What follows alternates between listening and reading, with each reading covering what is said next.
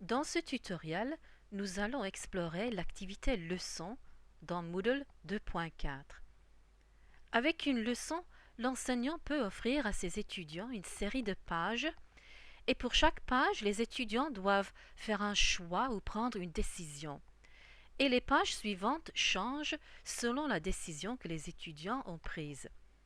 Une bonne idée avant de commencer serait de regarder une leçon du point de vue de l'étudiant. Alors je suis connectée comme une étudiante et je vois ma leçon ici. Je clique sur le lien et voilà la leçon qui commence. Alors, on me dit que j'ai l'intention de faire l'ascension du Mont Blanc, mais que je dois choisir un nouveau camarade. Et j'ai deux choix. Je vais choisir le premier. Son matériel d'escalade est tout neuf, on dirait un vrai alpiniste. Je clique dessus et ensuite je clique sur envoyer.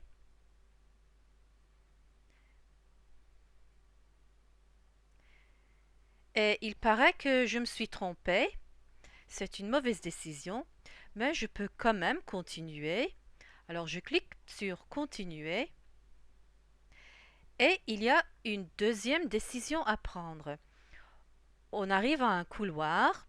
On nous conseille de gravir le couloir aussitôt que possible parce que cette fois-ci encore je choisis, je devine.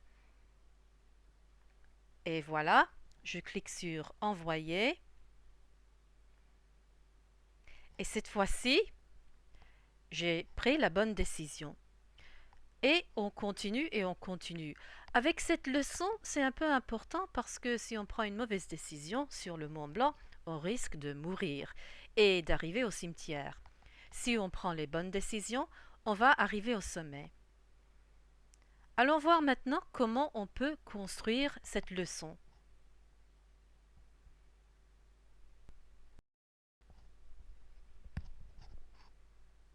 Alors, pour créer une leçon, il faut tout d'abord cliquer pour activer le mode d'édition, ce que j'ai fait, et ensuite, dans la section où on veut ajouter la leçon, on clique sur le lien Ajouter une activité ou une ressource. On voit ensuite le sélecteur d'activités et on voit ici leçon. Si on clique une fois, on peut lire des détails sur une leçon, quelques suggestions. On peut cliquer deux fois ou bien une fois et puis ensuite ajouter en bas pour ajouter la leçon. On choisit un nom pour la leçon. Les étudiants cliqueront dessus. On peut aussi, si on veut, définir une durée maximale et définir la disponibilité. Pour le nombre maximal de réponses, vous décidez combien de chances seront disponibles pour répondre lorsqu'on ajoute des pages. Alors moi, je vais choisir 2 champs parce que je veux que mes étudiants aient le choix entre 2 décisions. Il est toujours possible de changer son avis plus tard et de choisir un nombre différent. Vous voyez après qu'il y a beaucoup d'options, mais pour la plupart du temps, vous n'êtes pas obligé d'y faire attention. Alors moi, je descends et je clique sur Enregistrer et Afficher. On commence maintenant à construire la leçon. Et je vous conseille vivement, si vous n'avez jamais essayé le module leçon, je vous conseille de préparer vos questions, votre feedback, vos branchements sur un morceau de papier avant de commencer. Parce que ça peut devenir assez compliqué si vous avez beaucoup de pages avec beaucoup de choix possibles. Moi, je vais faire une leçon très simple et je vais commencer par ajouter une page question. J'ai ensuite la possibilité de sélectionner le type de question. Alors je vais choisir choix multiple. J'ajoute une page question. Et voilà ma première situation. Ma leçon, c'est un jeu de rôle. Alors ici, ma première page est une situation. J'ajoute le titre et le contenu. Notez qu'avec l'éditeur de texte, il est très facile d'intégrer des images, des vidéos, des fichiers multimédia. J'ai 2 champs de réponse. Si je veux l'éditeur de texte, je choisis Format HTML du menu déroulant. Alors, le feedback, c'est ce que l'étudiant verra s'il clique sur cette réponse. Et pour aller, je dois définir la page qui apparaîtra si l'étudiant choisit cette réponse. Page suivante, ça va pour l'instant.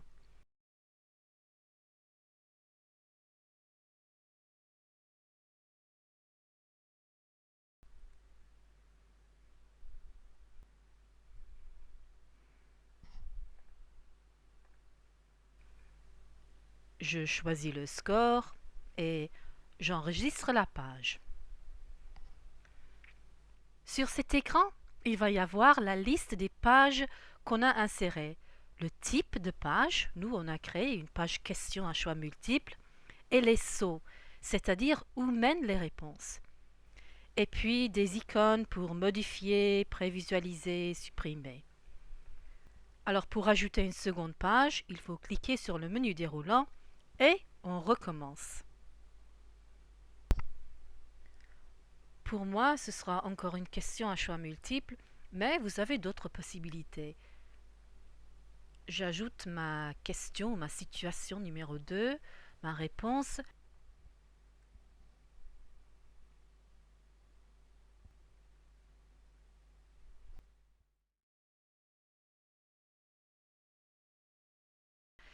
Et notez que quand je clique sur Aller pour définir le saut, on voit maintenant la première page qu'on vient d'ajouter.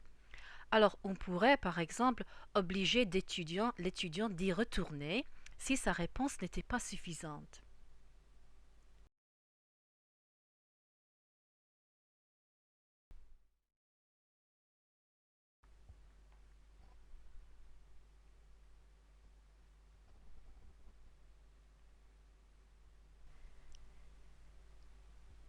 Il serait utile, je crois, maintenant, ayant enregistré cette page, de regarder la leçon finie pour voir comment la liste des pages a changé.